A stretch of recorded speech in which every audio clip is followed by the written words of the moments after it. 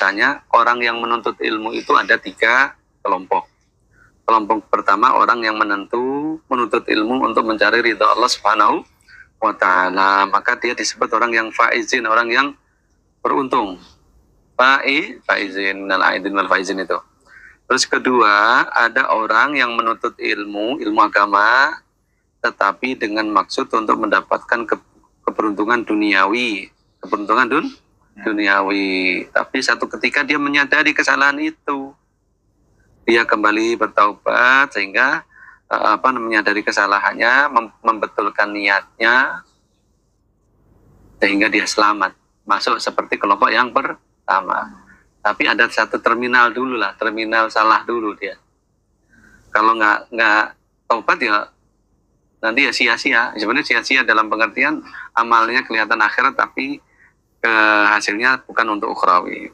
Yang ketiga, orang yang menuntut ilmu, dia dikuasai setan, golek ilmu untuk apa? Pinter-pinteran, gitu. Bukan untuk diamalkan, tapi untuk pinter-pinteran, untuk berdebat. Terus kemudian dia memiliki kedudukan di masyarakat, merasa banyak pengikutnya. Ya ini penyakitnya kiai. Nah, gitu. Setiap kita punya peluang seperti itu. Kalau kita udah punya pengikut, wah aku nih hebat nih. Nah ini ya follower gitu ya. Iya. Tetapi kalau orang kemudian ke YouTube terus niatnya itu problem. Saya ya tapi ini mengamati beberapa kawan ceramah di YouTube selalu nge-share ke kita hasil kajiannya itu. Nge-share-nya bukan untuk nge-share ilmu, nanti like ya. Nanti like ya, subscribe gitu ya gitu. Nah ini harus memperbaiki diri. Terus ngaji ben oleh duit. Nek jamaah ya kudu ngerti. Tapi kiainya jangan terlalu begitu ya. Yang benar itu balance tadi yang kita bahas tadi. Masa orang ngurusin masjid, markot nggak digaji, kono ikhlas makan apa dia? Nah urusan ikhlas urusan dia, urusan kita membantu dia. Jadi jangan memasukkan urusan orang kita urusi, urusan kita nggak kita urusi. Urusan kita itu kalau jadi pengurus masjid yang memberikan kesejahteraan kepada pegawai. Urusan pegawai belajar ikhlas.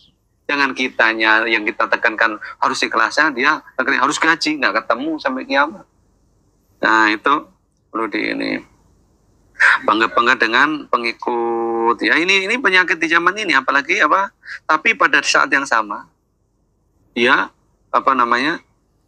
dia merasa hebat. Wah aku apalagi pakaiannya khas ulama ya kan. Terus kalau kemana-mana naik mobil itu pakai tilawah itu. Nah mobil pakai tilawah bagus. Tapi kalau sambil ngobrol itu gimana? Biar kantornya kelihatan islami, diputar tilawah. Saat diputar tilawah itu dia ngobrol. Iya. Lah kan faidza wada Qur'anu fastami'u lahu, dengarkan.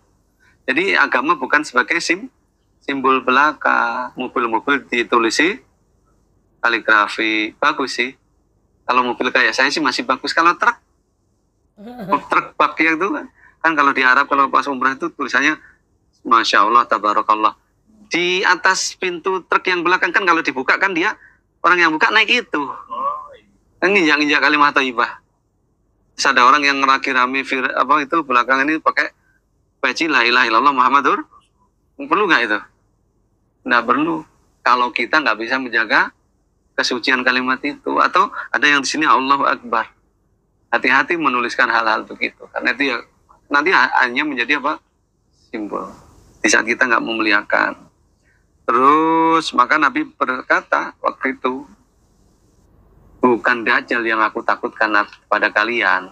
Aku tidak khawatir kalian itu akan tertipu Dajjal. Yang aku khawatirkan kalian tertipu oleh ulama yang jahat. Ya ulama ini penjelasannya berikut ini. Ulama yang jahat yang maksudnya duniawi ini. Maksudnya kita ya jangan menghakimi ulama kayak gitu kayak gini, enggak. Kalau kita mau belajar ambil dalam posisi yang pertama tadi belajar. Kalau masih posisi 2 ya udahlah balik lagi ke sana. Yang nyatanya ilmu itu bisa ngangkat derajat dunia juga, memang begitu. Wa mithlu hadza, contoh yang ketiga ini, wa mithlu hadza, ini Fajri ketemu? Oh kemarin dah ya.